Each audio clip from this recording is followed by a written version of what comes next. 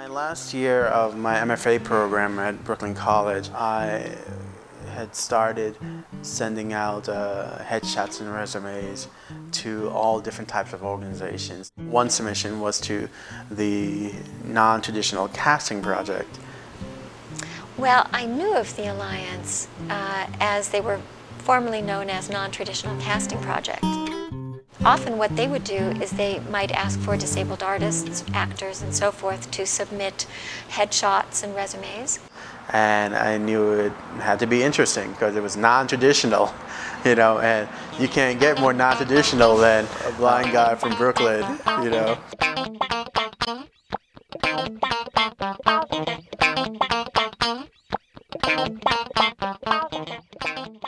On a typical day, what will happen is a casting director will call me from a network show or from a play, you know, some kind of project, even a short film, a print job, saying I need an actor who's a wheelchair user, you know, who do you have? Sharon, the executive director, felt it was really important to have a disability advocate on staff because disability is often not even considered when you look at the picture of diversity in film, theater, and television. Disability is often not even part of that picture. To most people, it's not even on their radar. So one of the really important things that we do at the Alliance with all of our work, but specifically with my work as disability advocate, is trying to change perceptions and myths and assumptions about people with disabilities, ensure that the characters that are being written are accurately portrayed and authentic. One of the informing reasons for the Alliance at the time, there were a number, but a 4-year study on diversity regarding, this didn't include disability, it included actors of color.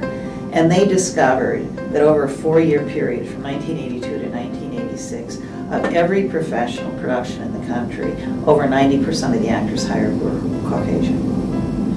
And if you discounted what were then considered culturally specific shows at the time, like Dreamgirls that was on Broadway, if you discounted those, that number went even higher.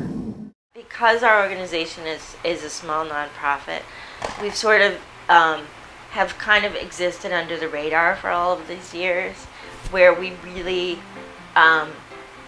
talk to people sort of, you know, behind the scenes. We're talking to decision makers, we're talking to actors, we're not in front of the camera pushing these issues. We affect change in small, incremental ways. Most people think the media reflects society, the accuracy of what's actually out on the street, and we're here to tell you it doesn't.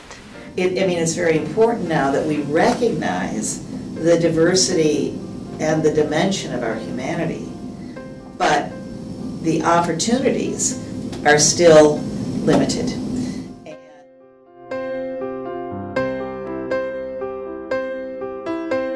I mean, it comes from the filmmaker's intention.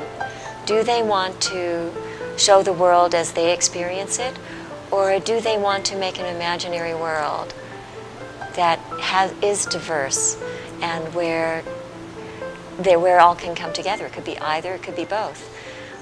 We live in New York, and I think we're very fortunate. We see incredible diversity from one block to the next, from one part of town to another part of the town. Within 10 minutes, you'll see all kinds of people from all different walks of life, people coming from out of town, people from other countries, and you're accustomed to seeing the diversity. And that's so in our consciousness, in our mind's eye. It's already, we're accustomed to it. Now, what's wrong with that? Why not place that on a video? Why not put that on the screen? I don't think that stories always have to focus on the disability. Oh, what happened? Can we fix that person with a disability? Yeah, I'm sure there's a place for that. But that should not be the be-all, the end-all of the industry.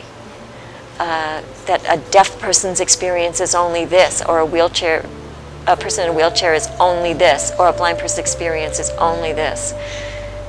We all share the air we breathe. We all go to the same stores, we buy the same clothes, we listen to music, we watch shows. So what's wrong with showing that perspective in your films?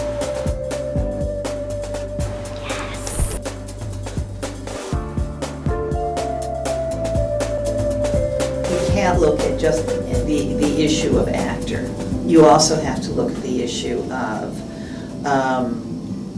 whose stories are being told, what's up on that stage or on that screen, and who gets to decide whose stories are being told and who is interpreting them as not only the actor but also the director, the writer, the producer, the everything, the designer, everybody. Because in the end, what you want is a theater piece or a film piece or a television piece or a commercial which is as good as it can be and which is as effective as it can be. We would like to be the place that people can come to, whether they're at the beginning of their project, wherever they are in the arc of their production, that they can come to us and find assistance.